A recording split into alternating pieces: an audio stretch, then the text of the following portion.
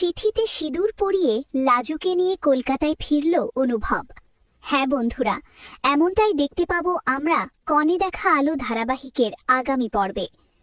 সকালে পুজো শেষ হতে না হতেই গ্রামের মোড়লেরা এসে হাজির।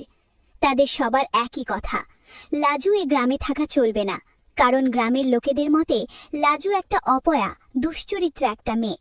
সে শহরের ছেলের সঙ্গে থেকে বউ হয়ে তার বাড়িতে রাত কাটিয়েছে। লাজু এ গ্রামে থাকলে গ্রামের বদনাম হবে। এদিকে সুদেব গ্রামের মোড়লদের সঙ্গে লাজুর জন্য প্রতিবাদ করেই যাচ্ছে। সুদেব চায় না লাজু গ্রাম থেকে চলে যাক। গ্রামের মোড়লেরা যখন লাজুকে বের চলে যেতে বলে, লাজুও এবার চুপ থাকে না।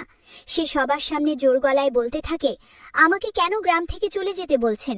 আমি একটা মেয়ে, আমি এখান থেকে চলে গেলে কোথায় যাব, কোথায় গিয়ে উঠব? গ্রামের মোড়ল ধমকের সুরে বলে, এত কথা চলবে না কমে, তোমাকে যেতে বলছি মানে যেতে হবে। তুমি এই গ্রামে থাকলে গ্রামের অমঙ্গল বয়ে আসবে, তাই যত তাড়াতাড়ি পারো এই গ্রাম থেকে বিদায় হও।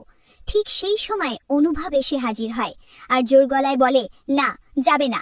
লাজু এখান থেকে কোথাও যাবে না, ও এখানেই থাকবে আর মাথা উঁচু করেই থাকবে। ও একটা বাচ্চা মেয়ে, ওকে আপনারা এভাবে অপদস্থ করছেন, আপনাদের বিবেকে বাজছে না? আপনাদের বিবেক জ্ঞান বলতে কিছু নেই? কেন একটা অসহায় মেয়ের ঘাড়ে এমন বোঝা চাপিয়ে দিচ্ছেন?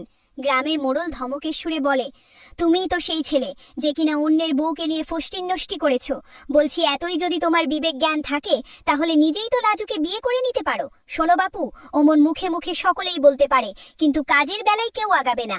মোড়লের মুখে এমন বিদ্রূপ কথা শুনে অনুভব আর দেরি না করে পুজোর থালা থেকে সিঁদুর নিয়ে লাজুর মাথায় দিয়ে দেয়। উপস্থিত সবাই অবাক হয়ে তাকিয়ে থাকে।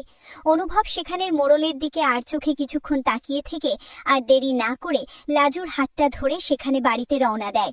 তো বন্ধুরা, তোমরা এটাই তো চাও অনুভব যেন এভাবেই সবার মুখে ঝামা ঘষে দিয়ে লাজুকে বিয়ে করে নেয়? কমেন্ট করে জানাও তোমাদের মতামত। ধন্যবাদ।